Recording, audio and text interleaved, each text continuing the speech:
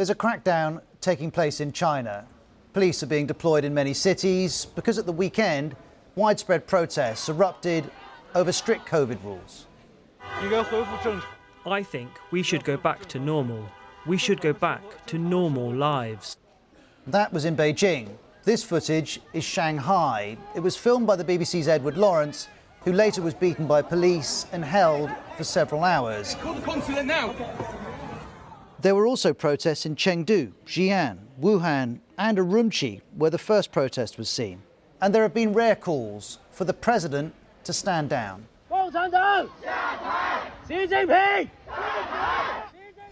These protesters are saying, down with the Chinese Communist Party, down with Xi Jinping. Now, localised protests aren't uncommon in China. Widespread ones are. But as the world has opened up after the pandemic, mass testing, quarantines and lockdowns are all still used in China. And when 10 people died in a fire in Urumqi last week, some said lockdown rules had slowed the response. Not that the government accepts this. Forces with ulterior motives have used social media to link the fire to the zero COVID policy, but the local government has combated these rumours and smears. The Chinese state is certainly seeking to exert control online. The social media platform Weibo has removed nearly all footage of the protests. The authorities also want to stop the footage ever getting online. This video, also from the BBC's Edward Lawrence, shows a woman being forced to delete photos. We're getting reports of police using cell phone data, for example, to track people who are at protests.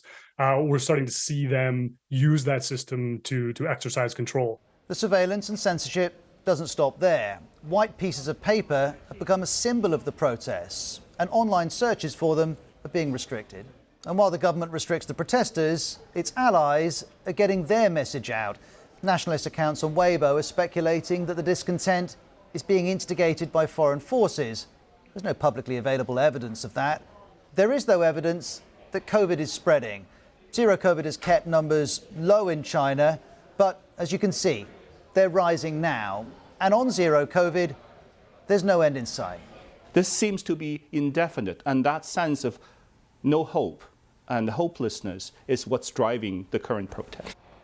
The government censors appear mindful of this. Chinese state media is not mentioning the protests, and on coverage of the World Cup, as the BBC's Stephen McDonnell notes, it's being edited so Chinese viewers don't see thousands of fans without masks. Zero COVID has meant the Chinese state constraining the virus and its own people. And as COVID spreads and protesters call for change, the government continues its efforts to control both.